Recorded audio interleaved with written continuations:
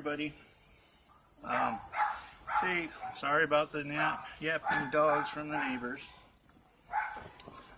Wanting to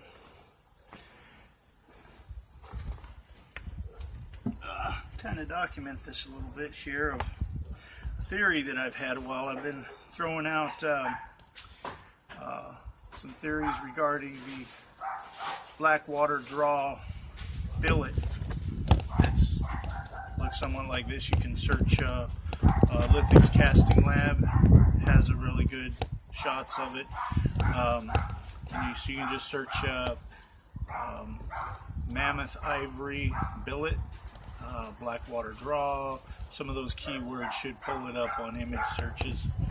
And this one here I cut, and it's actually a little bit small, a little bit short. I could probably have used a little bit of the length, and so I might make another one that's a little bit longer.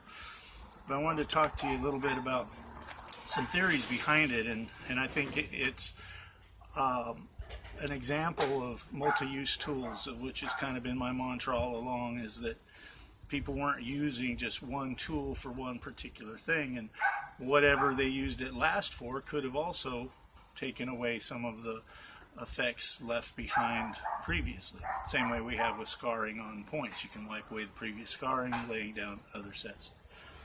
So what I'm going to do is I want to talk a little bit about some theory I have, and again, this isn't to exact scale. Again, should be a little bit longer, and this piece in the back is a little bit curved, and the piece that you see at Blackwater draw is pretty symmetrical. I haven't taken a strike off of this one yet. I don't know what happened to the other one that I had some time ago, but I just want to document some of what I'm doing. So I'm not expecting the best results right now, as this is not worn, and as it wears a little bit, it'll do something better, do better. But I do want to show a little bit of a theory that I have. One is, they said that it was used possibly as burnishing on leather, because one side you can see, and it's remarkable, the narrow banding that's polished, that has a polish. But I want to go into a little bit of theories with you that I've had, and I'm not aware of anyone else sharing this theory. Same way with my leather wrapped, and this kind of goes in that area as well. I've attempted wrapping leather around the billets and use small billets like this, and using them in that method, have had success. And looking at the scar patterns that are there, the other thing that I wanted to talk about as well, of looking at contemporary flint knapping, and we have different size billets based upon the weight that they have. And one of the issues with why using wood you have such big billets is generally you're needing that weight for swinging that mast, and I don't believe it's as much to do with, you know, the contact. And I've shown how I've limited the size of billets by wrapping leather around the back, wrapping it in the hand, so you can put your hand right directly to the back and give it some whipping action. Some of my longer, the billets that I normally were using before, I would have a flare at the bottom to where I could take my pinky, and as I'm striking, I would use that leverage to throw into it. So these are the different scientific things that we're looking at as far as the physics involved in leverage and whipping action and these different type of things like that. So what I want to share with you, dealing with that polished piece in the back, if we know we have the process bipolar reduction, where, and then if I'm in the field, I can take another rock and put it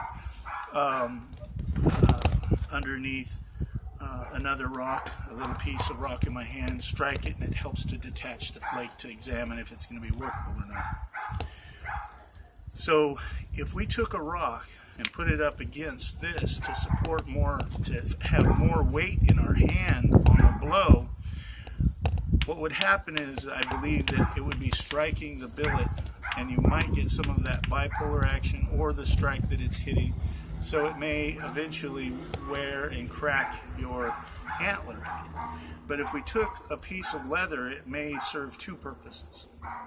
One, the leather may offer additional protection on the finger And the fingers, when you're blowing, taking the blows from the side, as I demonstrate some of the other methods.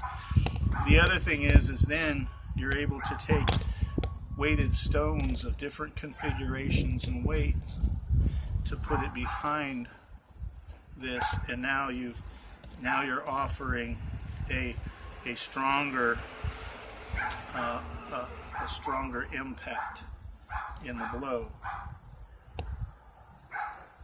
And I think that the leather may, have to do with it as well.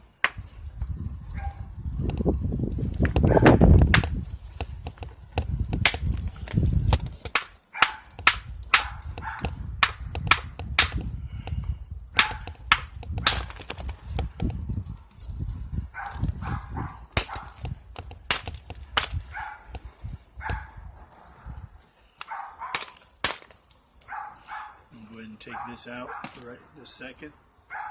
Try to get a better position on this here.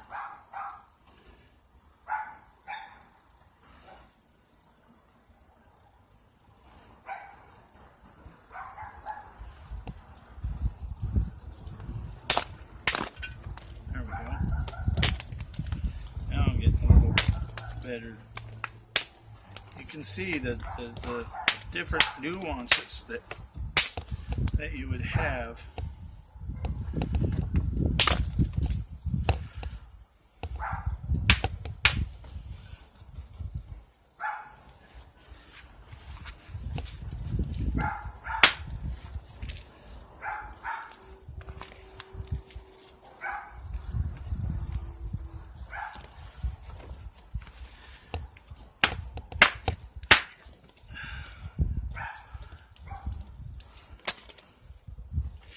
By the way, if you examine this piece here, I will be cutting another one because this is some very old antler that I cut.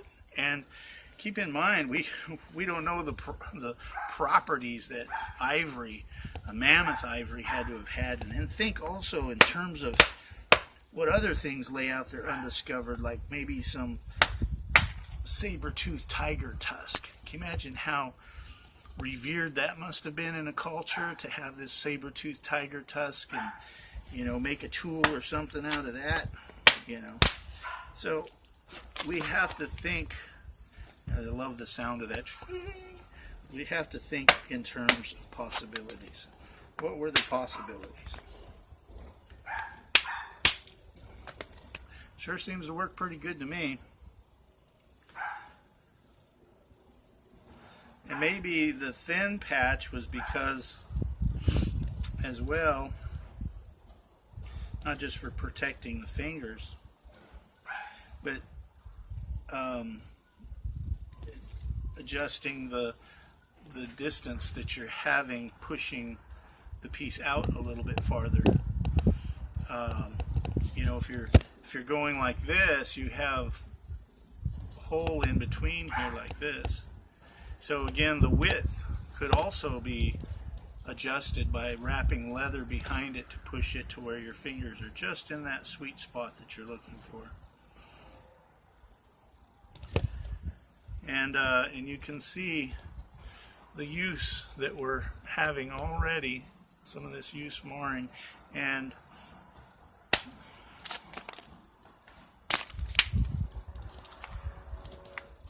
I think I kind of like this. I had one some time ago. I don't know where it went off to. Also, we can use this as well for some indirect work if we want to. When I was doing the leather, I'll show you this here, because we did see use on this part as well.